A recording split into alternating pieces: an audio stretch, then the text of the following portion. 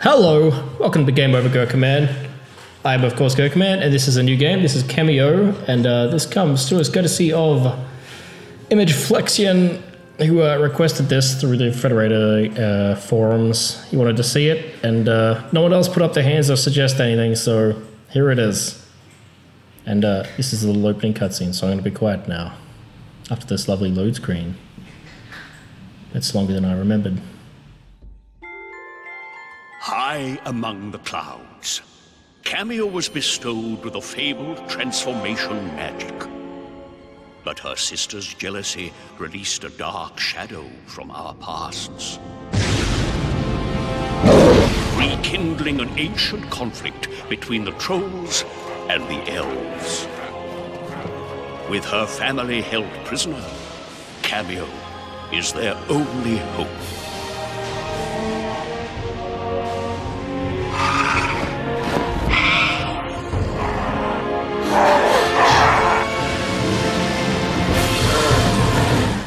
And props to Rare for keeping that cutscene very nice and short. Of course, as soon as it starts, you're shoved into a tutorial with a guy telling you what to do, which is never a good way to start a game. But that's not where I want to start this video. So, yeah, this is following the old format from the original Game Over Gerkinman series. So this was all recorded in post. So you will see the fades here and there where I've died and things like that. But for the most part, I'm going to be talking over the top of pre-recorded footage, and this will keep the episode's lengths down. But I actually have a lot I want to talk about with this game. It has a very long history. It's made by Rare, and Rare's, of course, a very interesting topic to talk about. And yeah, as I said, this game had a long history, like it started on the GameCube, and there are actually elements of the original GameCube video. The GameCube game showed at Space World. I think it was 2001. They first showed footage, maybe it was 2002. But there's still elements of that game in here, and I'll be pointing those out when we come to them. And there's also the fact that it was an it was a launch game for the last generation. And there's a lot of interesting gameplay mechanics that, when you play this game now, don't hold up very well, or they're kind of weird, and I'll get into some of those in this particular episode. But welcome back to Game Over Gerkinman, and welcome to Kameo, a game I have played through once before and had way back in, I think it was 2006, so about a year after this was originally released. And I really don't remember a whole lot about it, other than this intro sequence. But there are definitely a lot of things to talk about. And I guess the first thing I'll talk about is this intro sequence. So I get the feeling that this part was actually added in later in the game's development. There's a few reasons for that. First of all, it's actually quite a bit more difficult than a lot of the parts following the game. I think what's happened here is Rare have realized, they've been asked by Microsoft to say, hey, we need an action-packed opening. And so here we have Kameo storming the castle in a very Metroid-y situation here. So you have three of these creatures that you can transform into, which I guess is a good place to talk about that mechanic as well. Kameo collects these spirits, which operate in pretty much the same way as the masks in the Legend of Zelda Majora's Mask. They're transformation abilities, and each one gives you like its own set of little skills and whatever else. But and much like Majora's Mask, they're mapped to the face buttons of the controller, which is something I'll get into in a minute. But yeah, it's a very, very odd game. I already forgot where I was going with this. Oh yeah, Storming the Castle. So there's a few reasons I think this was added in later on. Like, obviously, first of all, there's these characters. And maybe this was always intended to be there in a Metroid-y sort of way. For anyone who's played a Metroid game, you of course know that you start off with not all of your powers, but enough to give you a taste of what's to come. And those always get taken away from you when the actual story starts. And this game very much follows in that exact same pattern, where you start off with these three transformation abilities and you promptly lose them at the end of this. So spoilers, at the end of this episode I'm going to lose these powers, but that really shouldn't come as a surprise to anybody. But as I was saying, it's also quite difficult, and there's a couple of reasons why I found this game difficult to play when I picked this up again the other night to record this footage. And the main one is actually the controls. The control scheme feels super alien to me now, going through to it. So as you can see at the top right-hand side of the screen, you've got the transformation abilities up there in the top right, obviously. And pressing that face button turns you into that character.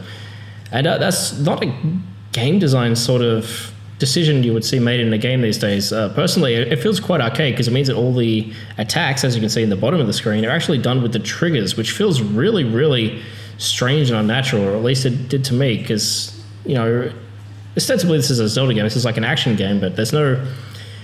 there's me rolling off the edge, which spawns you back on the thing straight away, which is nice. It isn't an instant death. But anyway...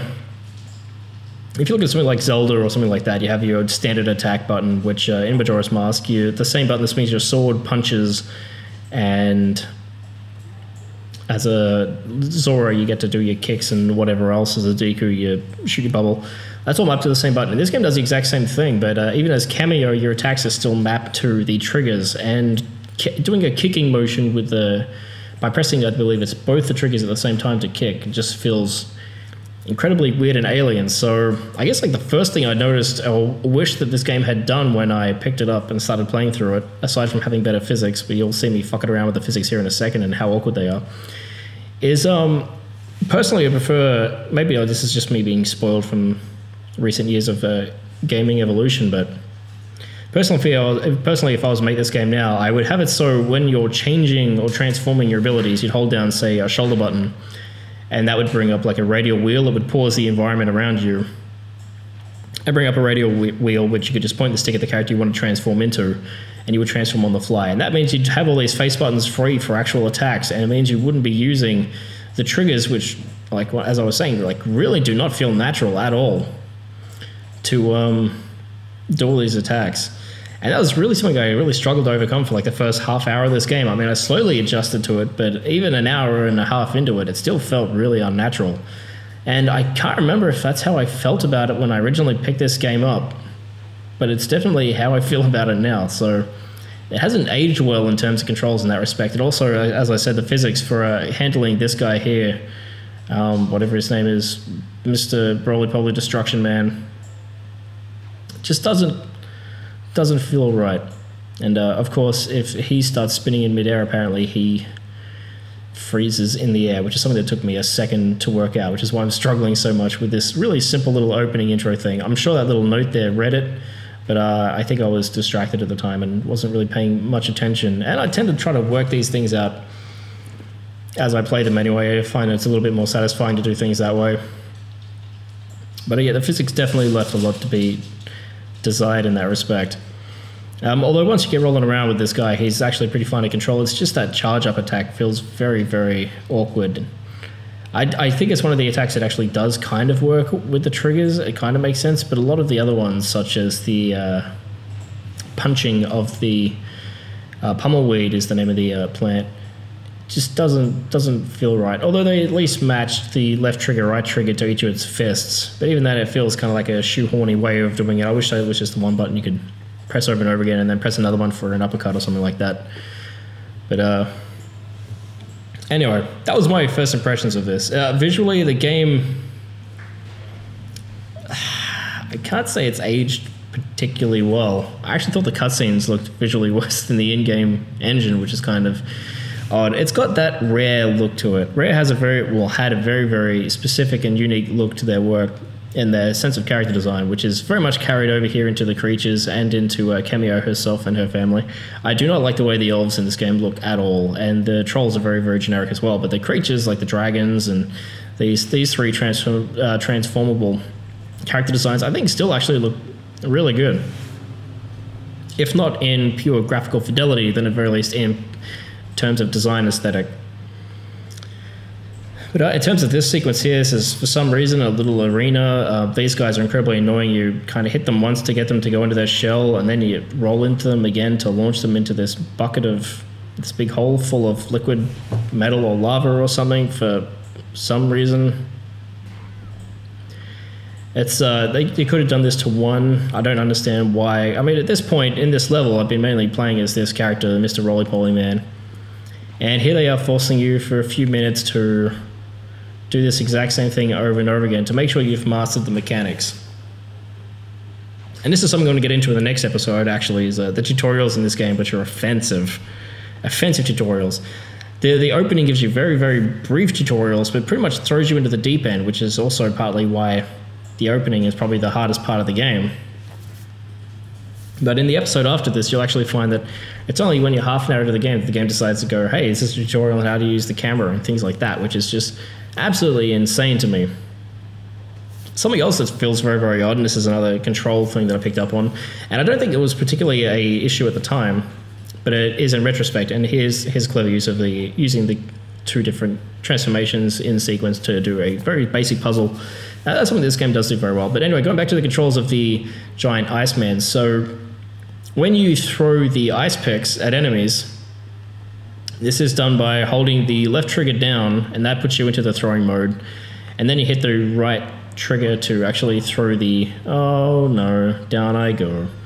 Then you actually hit the right trigger to launch the ice pick like this into the thing.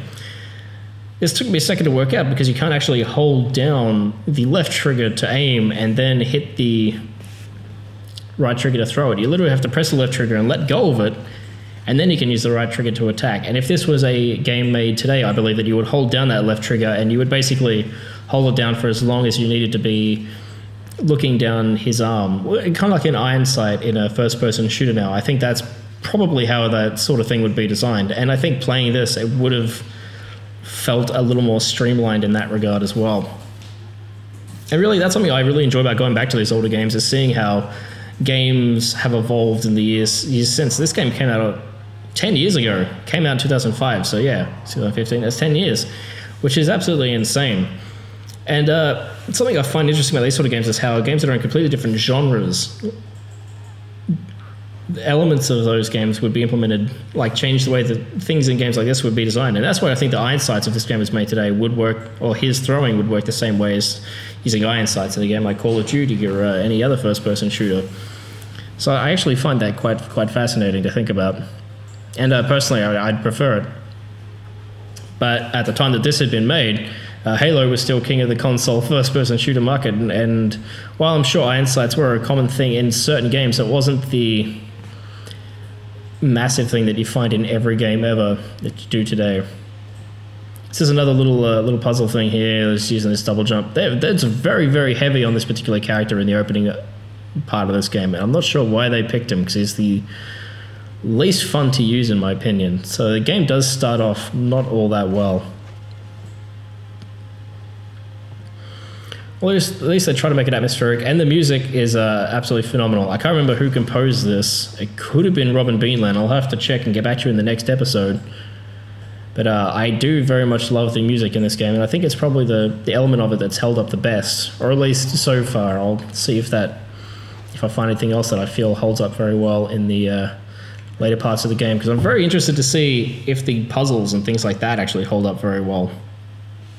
So as I said, this is a Zelda clone, so while it doesn't have dungeons per se, it does have you going to different areas and solving puzzles to, unlock the next things. It has a very similar heart system where downing enemies get you hearts, which fill you, replenish your health and all that sort of thing. But it's definitely got Majora's Mask written all over it.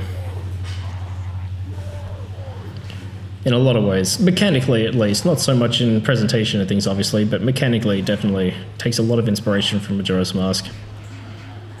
But that wasn't always the case.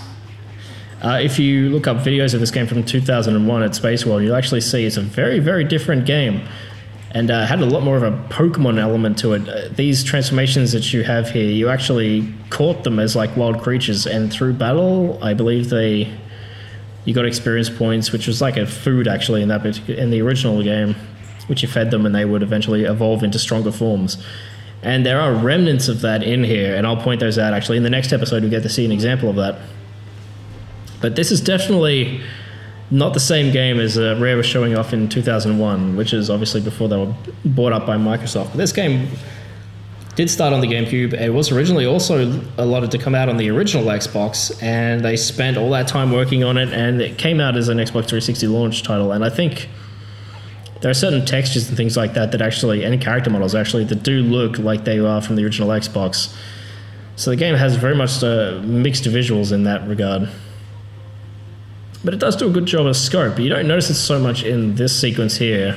I mean, you can see all those dragons flying around outside, and I believe they're actually being rendered in real time. I don't think that they're a 2D asset.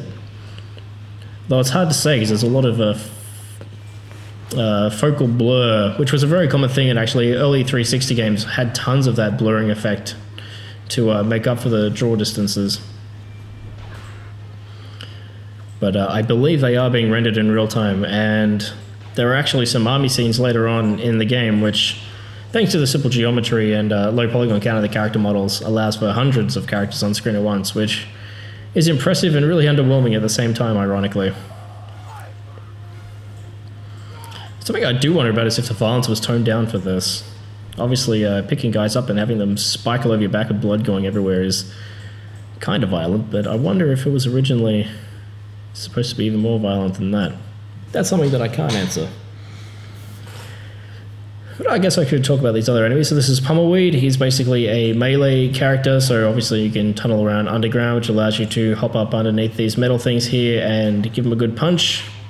Once they have spikes out like this, that took me a while to work this out. You couldn't actually do that very well because they would absolutely kick your ass. But generally that's what Pummelweed's all about. Getting a rhythm to his punching is actually a lot harder than you might expect, or at least I found. And you'll also notice that the camera's kind of locking onto that character as well that I'm fighting, and that isn't a manual thing. It actually does that automatically, which is kind of frustrating. Which is another reason, once again, where I wish the triggers were free, because I'd rather have a lock-on button than have it automatically lock on as it does here. It doesn't let you target enemies quite as conveniently as I might have liked. But this whole section here at the beginning here is pretty drawn out. It's really making sure that you understand the mechanics of the game and how it works, but it just goes on far longer than it has to. There's absolutely no reason that you have to kill as many enemies in this section as you need to. I think it's just to try to give the game that sense of scope that I mentioned earlier, to make it seem like it's going to be a big epic adventure, which it kind of is, I guess. Considering this came out at the same time as Oblivion, almost. Might have even been at the same time. It kind of didn't quite live up to the standards set by that game, but Kameo is very much its own thing, and I do think it's a shame that it never got a sequel. I know there was one in development, but it just never quite came out. There's another good example of using two abilities in tandem to solve a very, very basic puzzle. It does feel good actually doing that. I will say it does feel good to jump off the edge there as Mr. Roly-Poly Armadillo Man and then lodge yourself into the wall. It works surprisingly well. But as I mentioned, I think having the wheel there wouldn't change that satisfaction at all. And actually, because there's a lot more characters than 3, I mean, you have 3 in this tutorial section, but later on you actually have to go into a menu, very similar to the Zelda games, and manually equip the different characters to the buttons. And that's something that, once again, having a actual selection wheel would have solved, with next to no impact in the actual game design itself. But what can you do? It was 2005 and these things just hadn't been that well established yet. I will say climbing as this character does feel quite good, which is surprising because he's so big and hefty and bulky.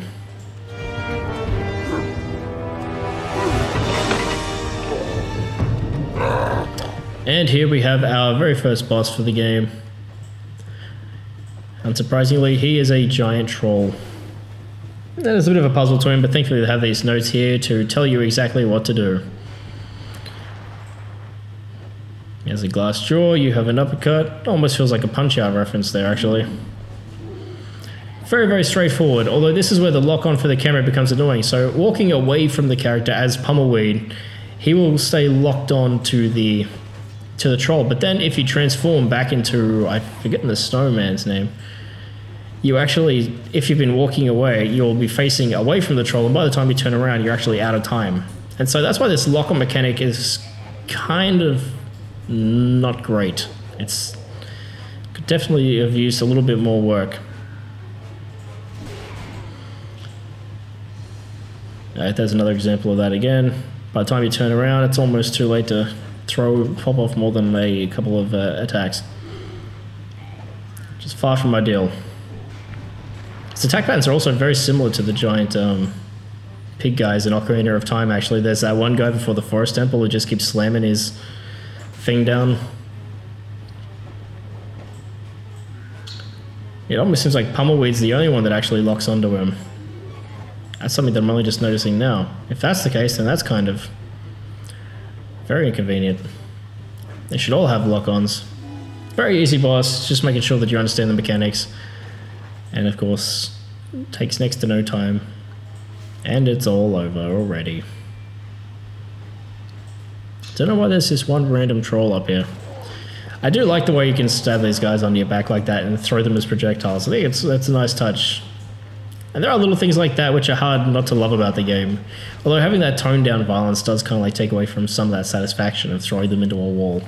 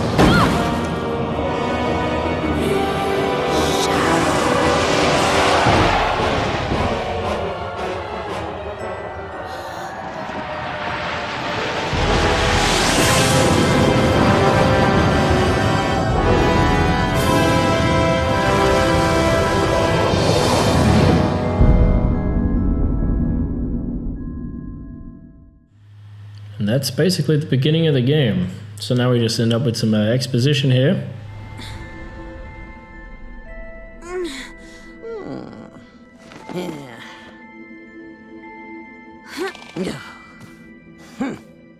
But really nothing here is all that important. It's just the exposition to give you a reason to run off to save your family, which, I mean, you probably should have already had. This is where the game really starts to look aged. You can see this character model trying to do lip sync. It's not great. And Kameo's hair is also clipping all the way through her shoulder, which remember people were flipping out about that in Frozen. So seeing it there so casually, just in the middle of the frame, without even trying to hide it, it's kind of not great. But it's in these things in particular where you're in interiors with the close-ups of the characters that it really does look like an original Xbox game just bumped up with more particle effects. Like there's a lot of particle effects going on here in the background to kind of make the environment look a little bit more magical.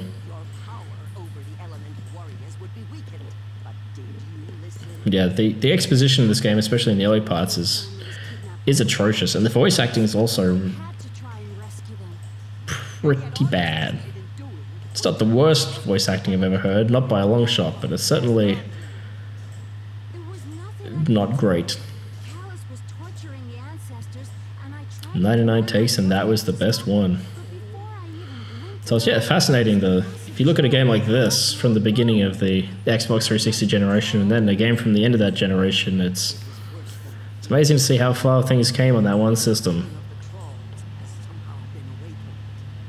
Ugh. The hair. Why does it look like that? What's going on?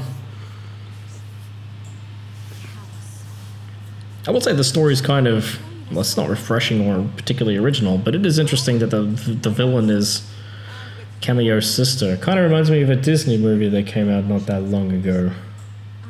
It's the same thing. Though I guess that was based on a fairy tale, so, or an old story, so I guess that's kind of excused. Oh, here we go. The name The Whatnot, that's another very rareware style naming convention. Wouldn't sound out of place in a Banjo-Kazooie game or any other game series out of Rare, basically. They're always very weird about names like that.